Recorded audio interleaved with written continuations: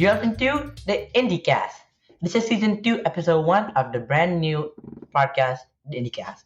In the episode, we're interviewing Corey Harris. He's the founder of Swipefiles.co, which has over 650 members, running marketing examples, and way much more. Yep, Corey isn't all about that. He's also passionate about the creator economy, indie hacking, and so much more. It's a pleasure to meet him today, and I cannot wait to talk to him. Corey, do you want to take it away and introduce yourself? Sure. Yeah. So, like you said, I'm sort of the founder of Swipefiles, which is probably a generous title for me. I mean, really, I just created it, and as you know, in the indie hacker world, it's being a founder. I'm not I wouldn't call myself the CEO of anything quite yet. It's not a huge company, right? It's just me. But yeah, I'm a marketer. I'm into no code. I like making stuff. I was previously the head of growth at Baremertics for about 2 years. I've worked in tech and SaaS and startups for about 5 years now, and sort of about 6 months ago, as of this recording, broke out into my own, and now I do consulting, Swipefiles, and have my hands into a whole bunch of other things sort of in the works as a maker. That is amazing. So you said you previously had a girl at Baremertic. Can you talk about more about that, if possible? Like, what was your job like? What was it like? And a bit about Baremertics to people who don't know what the product Yeah, is totally. about. So Baremetrics is basically like a SaaS analytics tool for other SaaS companies, so other software as a service companies. So we would produce metrics like, your monthly recurring revenue, your average revenue per user, lifetime value, your churn and retention rates, things like that, right? Basically, just to tell you kind of the health of your business and help you track how you're doing. And so, as in my job as the head of growth, it was basically like a mix of marketing and sales and customer success. So I had my hands on a whole bunch of different projects, but mostly trying to experiment with different channels and strategies to increase revenue at the end of the day. But as a part of that, and the reason why I took the job was I got to work very hands-on and get to know literally hundreds of other SaaS founders and operators and marketers. Get an inside look into their business, how they're doing, what their metrics were, give them advice about how to improve those and what to do. And so, it's kind of a mix of like, I did a lot of stuff for Baremetrics, obviously, but I also was very hands-on with our customers as well and trying to help them grow. That is, am I talking? Okay, perfect. Sorry. That is an amazing story. I had a chance to check Baremertic a couple of weeks ago, and I really liked the product. And uh, you talk about marketing. What was the process of marketing a product such as Baremetrics? Yeah, so for marketing for Baremetrics, it's interesting because I wrote this growth manifesto. If you just search Baremetrics growth manifesto, you'll find it there. But it was basically kind of my approach to how I would think about growing Baremetrics. And the thing about Baremetrics was it's a largely kind of bootstrapped business. Like it's not we didn't have tons of VC money and millions of dollars in the bank. It was we're kind of teetering on profitability a little bit. But also, there was already Josh had done a great job with content marketing and just kind of like engaging the startup community. So it wasn't like I was starting from scratch. So I had to figure out kind of where to start. So basically, I ended up kind of nailing this what I call a bottoms up approach, where I would start at the bottom of the funnel, if you will, and things like revenue and retention and pricing, and making sure that those were all good, secure, set, so that by the time that we acquired new customers and we attracted new people to the website and then we got them into the product, that we wouldn't lose them essentially. So I very much started with revenue, with retention, and then I moved on to things like activation, which is all about onboarding and getting people into the product, and then to acquisition, which is about getting people to the site and then to start a trial in the first place, which is a little bit more on the marketing side. So how I approached marketing was wasn't actually a lot of marketing for about the first 6 months. I invested in a lot of customer research, just running surveys, doing research online about what people were saying and how they were approaching things, and then talking to a whole bunch of people. So I got on the phone with about 20 or 30 of our best customers, and then I reached out to a whole bunch of expired trials, people who had tried Baremetrics but didn't really stick. And then I also reached out to a whole bunch of people who were using Baremetrics and were paying customers but then canceled, just to learn, hey, why did you cancel and what was wrong with it and what you switched to and why and how can we improve the product for you and what would it take to become a customer again. And that really helped inform me for the marketing going forward, what we need to do, how to improve the product, but also help me with things like retention, which is, again, one of those big things that I focused on early on, as well as pricing, because that was one of the big things that we found was kind of a gap in what we did. And then once we had those things set, I did a whole bunch of marketing experiments around content marketing and webinars and, started different experience engaging the community and stuff. But that was sort of my approach, was the kind of that bottoms up, starting with these basic foundational elements and then moving to kind of the the playbooks, if you will. Sorry, my mic muted for a second. That's really interesting how the customer success stories. I have a question about Baremetric. Is that how does the software work? And when you're sending emails to people, so this is a topic of email. I should ask the question a bit later, but I'm going to ask before we move before we start in the topic. Is that when emailing customers, like cancel customers or returning customers, people try to cancel. How was the experience emailing or their relationship with the Baremetrics? If you get that question and start of Yeah. like, So I definitely had to be very kind of careful about it because I didn't want to come off the wrong way to our current customers and then potentially lose them. But I also didn't want to make our, expired trialing users and our past customers or canceled customers mad, if I reached out to them again. And so with our current customers, the way that I reached out was basically, hey, just wanted to introduce myself. I'm the new head of growth. I just started, and I would just love to get to know you and your experience with Baremetrics, and that would help me sort of get some insights into how I can best serve you as a customer. And that worked really well to kind of just break the ice a little bit, make an introduction, and then sort of have a friendly excuse to talk to them about some things. Now, for the expired users and the canceled customers, that was a little bit different because I knew obviously that they're, it's a very different dynamic. They didn't owe me anything. They didn't really have much kind of invested into a relationship with me, and so I had to go at it at a different angle. And it was basically just kind of like a curiosity play where I would come in and I would say, hey, I saw that you used Baremetrics, for example. This was for expired users. And I saw that you were using it, but it didn't work out. And that's totally fine. But I was just wondering if you could tell me why it didn't work out and if there's anything I could do for you that would, help you make the most of the product if you want to try it again. So it's just a very friendly, like, not a sales pitch. I'm not trying to like manipulate or kind of like, uh, entice people back into the product. I'm just asking a simple question that will kind of break the ice. Very similar approach to the canceled customers as well. This is my most successful email thus far. It has over a 90% open rate and a 16% reply rate. And I've never been able to reproduce such a successful email. But basically, I just said, hey, I have one question and then I won't bother you anymore. What would it take for you to become a Baremetrics customer again? And I said, basically, here's who I am. Here's kind of what I'm looking for. If you have 2 seconds to reply, that's great. If not, no problem at all. Won't bother you again. And a whole bunch of people felt like, oh, like this is actually interesting. I'm glad that someone's actually asking this because no one else asks me why I canceled. They just see that I canceled and then they moved on and said, okay, bye. See you later. just like And leave that away got a everything. whole bunch of great replies. That's really Yeah. interesting And so, because I feel like I'm just gonna. Sorry for that. I just wanted to sorry. That's really interesting the way you approached it no because problem. to myself, I feel like it depends if a product or a company sends me an email that you canceled or you're a customer. I think the way they word it or the way that they personalize the email brings more value to the customer. Because there's some products that keep sending you emails like even after you canceled. So it's why did you leave? And then they don't give the same touch as some products do. I think your approach is really wholesome and thoughtful about the process that you replied to the rate. And I really love the part where the reply rate was 60%, and then I think it was 60% for the open rate.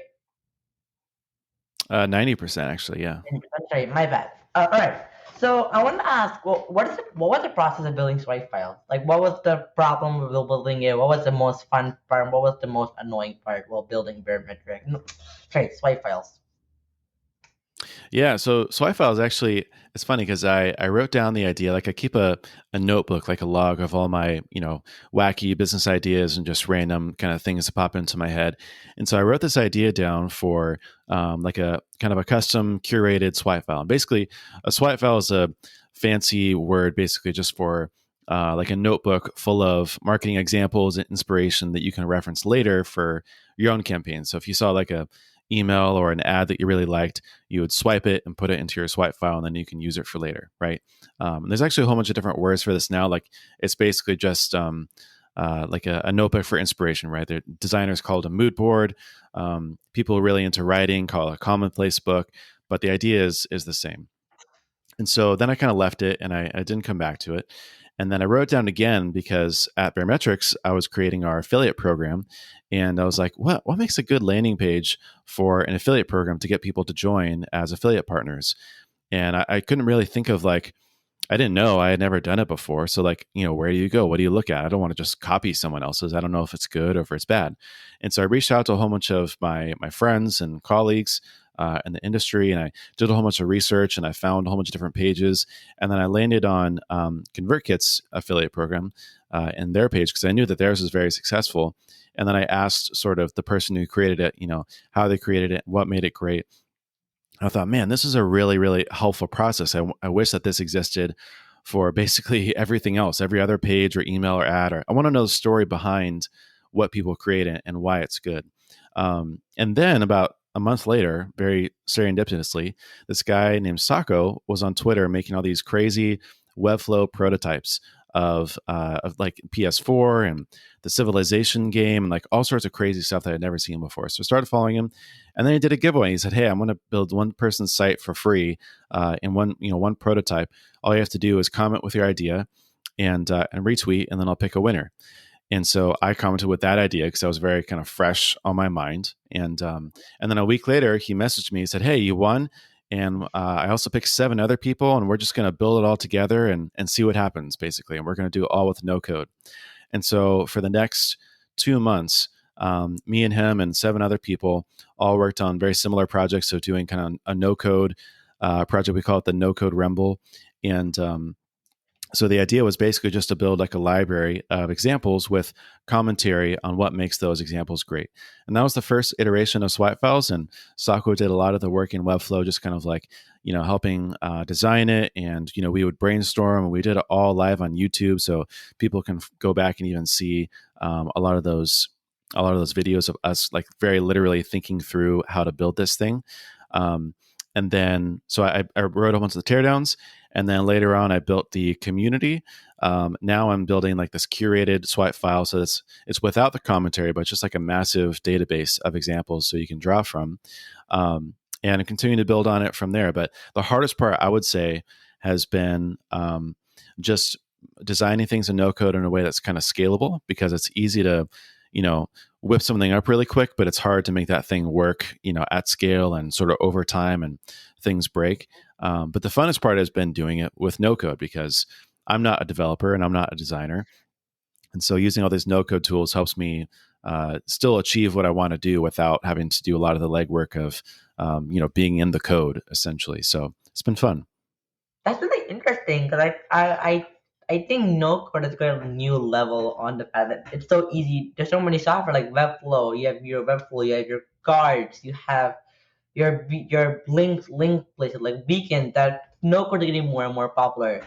I really enjoyed different. So, what was the first draft of Stripe felt like? What was the first written demo of the product like for Stripe files? Yeah, it was basically just one teardown. I forget what my first one was, but I essentially just I had a landing page, and then I just took little screenshots of different sections, and then I had it like image text, image text, image text, like in 2 columns basically, and there'd be an image and a text in each row, and then the commentary it was like a paragraph of commentary for each one of the screenshots of the landing page, and I basically just step by step, bit by bit, broke down, what my thoughts were on the landing page and why I thought each section was good or bad or useful or not useful. And so I can't remember the exact first one, but that's essentially how I did that first demo and the prototype. Okay, so I didn't say the best part to ask this question that I have in mind. I think other people listening has on mind as well. After see the last part, is that what is the best way to build a landing page? Like, what should you include? What should you not include? What is something that you should totally steer away from? And what are you? Yeah, and yeah, have you ever seen a landing page that you really like? Like you did, like to the top. Yeah, yeah. There's lots of landing pages that I really really like. I think when people think about landing pages, there's a couple. I can break it down step by step, but there's a couple of things just to keep in mind in the whole process. And one of the things you want to try to do, and conversely that you want to avoid, is you want to try it to center it on the customer and on the visitor and on the user, and not on yourself, because a lot of landing pages will start with, and even like the voice and the tone and sort of the way that the landing page is organized is it's all about me, me, me. It's here's who we are, and here's what our product does, and here's why you should care about us. And the reality is that people don't care about how much you care about yourself. They care about how much you care about them and how much your product can help them, right? And so if you center the whole message and the whole feel and the whole design of the landing page around the customer, you said, here's what you can do, and here's why you should care about us, and here's how we can help you, then people are going to listen, right? With a landing page, uh, well, there's this kind of concept called above the fold, where it's basically everything within view when you first come to the page. And that's the most important part of the page, because that determines if someone's going to keep scrolling down or if they're just going to exit out and bounce and go somewhere else, right? And so the most important thing is just to above the fold capture someone's attention and then very clearly state who, what you do for someone else and the value that you provide. And basically the way you want to think about it, this is a lot of kind of copywriting techniques, but people buy outcomes. They don't buy products and services. So if you say, for example, we're using Zencaster right now to record this. And Zencaster might not actually have a good landing page. Like most people have pretty bad landing pages, and that's okay. Like it's not a judgment; it's just kind of a fact and a reality. But for example, Zencaster might lead with a headline like record remote interviews on the web. And you think, okay, cool. Well, like who cares about that, right? What does that help me do? Why should I care about that? So instead, you could lead with a headline, for example, like record high quality interviews that will make your podcast listeners be impressed with the quality of your sound, for example, right? Now that centers it on the person, the visitor, the user, rather than the company and the product and what they do, right? So people buy outcomes. People want to buy a high quality recording remotely. They don't want to buy some product that records things locally. They want the outcome of the podcast or the live stream or whatever it is that they do. And you always want to have a call to action. You always want to have social proof of people endorsing it, or reviews or stars or number of users, something that shows that other people are using it and that it's a credible thing, right? That other people are saying is good. And if you just answer the questions, what outcome does this help people get? How does it compare to alternatives? What are people saying about it? How do I know that it's good? And how do I get started? Then you're going to have a good landing page. If you just answer those kind of 4 questions, the rest is details. There's a whole bunch of other things, and there's lots of different advanced techniques and frameworks and principles. But at the core of it, if you just answer those 4, you're going to have a good landing page. Right. I think that's really interesting. I can agree with the fact that some landing pages are not nice. I think personally, my own opinion is that if a landing page isn't that like, well, I would like proper or like telling what I want, I wouldn't really join the product. I think the best. I Right. think the best way. I think it depends on the person, because if you're not explaining your product, if you're not explaining what you get from joining, there's no point in, because you don't know what you're doing. Like, I agree with the copywriting part. It's just because I'm gonna give an example of someone. So let's say I'm writing a blog post on the person called Notion, for example. So let's say Notion has a headline that said create notes on the web. Well, okay, well that makes sense. But what makes it different than so many other tools that write notes? Right. Then because you need to have a nice copywriting headline to really convert visitors. Because something like what I said before, I'm going to repeat it again because you didn't hear it. Is write note on the web. That doesn't really tell the person what they're going to expect. Something like write note on the web, on the cloud, on any device. That sort of feels more, open to 20%. Oh, okay, so I can make notes in the cloud, online, on my phone. I think that will convert better because if you don't have a proper converting headline or a call to action, then people won't really know, and to be less people will take the chance and risk. And oh, you know what? Who cares about how bad is limit right? I think that's the number one problem with building landing pages. You can't find balance between right and then appealing to the customer. Yeah, 100%. You got it.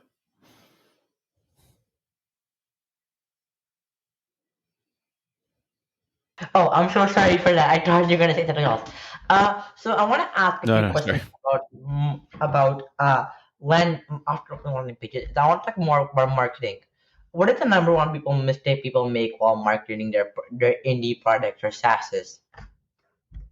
Yeah, I think the number one mistake that people make is that they, well, I'll name two actually, because I think they're related in two different ways. They're kind of two sides of the same coin. And one is that they focus on the strategies and the tactics and the techniques rather than the principles and the frameworks and sort of the underlying principles of what makes good marketing. And number two is that sort of they copy and paste what other works for other people, instead of sort of focusing on what would work for them and for their users and for their customers. And so you can see how they're kind of related, right? Because if I just focus on the strategies and the tactics and the techniques, then I'm just going to be looking towards everyone else and, hey, what's working for them, without really understanding the context of what would work for me. But if you understand the principles and the frameworks and the underlying kind of, fundamental elements of what makes marketing work, then you can create your own strategies. You can create your own really unique techniques, that only work for you and that are contextual for your users and for your customers. So I see it all the time with, especially like the, kind of the maker group and culture, is everyone kind of posts and markets the same way and on the same places, right? They post to Product Hunt. They're on Twitter. Hacker with There's indie like a hackers. couple, Yeah, yeah, right. Hacker News, Indie Hackers, and that's fine. But their customers and their users might not be there. They might also be, and if they are, that's great. But also, you need to find a way to do things differently than everyone else, because again, if you're marketing the same way as everyone else, then how do people know if you are different and what's different about you? You want to stand out, right? You have to be the signal through the noise. Whereas, for example, people do this all the time. Where if you're building a product for real estate agents, for example, and you posted a product hunt to indie hackers to make a lot, like no one's going to find it there. They're all going to get people who are not real estate agents. So you really have to understand the principles, understand the frameworks, and then market in a way that will actually reach the right people, right? At the end of the So day, like, marketing is just about getting your product and your message into the hands and the heads of the right people, right? Just putting it out there for anyone and everyone is not good marketing. It's bad marketing. right, yeah, that makes sense. I was definitely gonna play an effect, but the effect won't work. So my question about this is that this is a question from one. I'm gonna continue with that answer you give last. But this is a question from a community member on my Twitter. They asked you this question: is that what makes you different in other B2B marketers? Sorry, repeat it one more time. What makes you different from other B2B marketers? Oh, it makes me different. Um, that's a good question. I think that for myself, if I had to, sort of summarize like what I like doing, and as you can probably tell, I'm really into like strategy and frameworks and principles, and I think that, that's sort of a superpower of mine. It's just be able to find the connections and understand, like really kind of dig down to the root of it, and that allows me to come up with some, I think, unique ideas and, be able to market in a little bit of a different way. I'm also really focused on community as well, which I think a lot of people, especially in B2B marketing, are very, sort of transactional focused. Like, you run an ad, you put $1 in, you get $1 out. You kind of just plug and chug the numbers, and you kind of pimp out the system a little bit. Whereas I'm very focused on relationship, and I really like, doing things that add value and doing marketing in a way that's very helpful. I like teaching rather than sort of preaching, and I like, engaging in relationships rather than just making asks all the time and sort of tricking people into doing what I want them to do.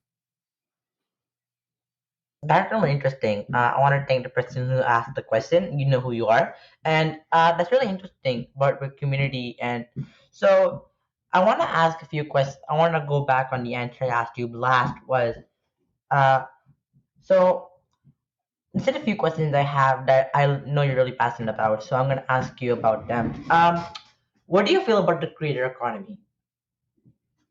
Yeah, I think it's a fantastic movement. I mean, it's been this groundswell that's been building for a couple of years now, for several years really, and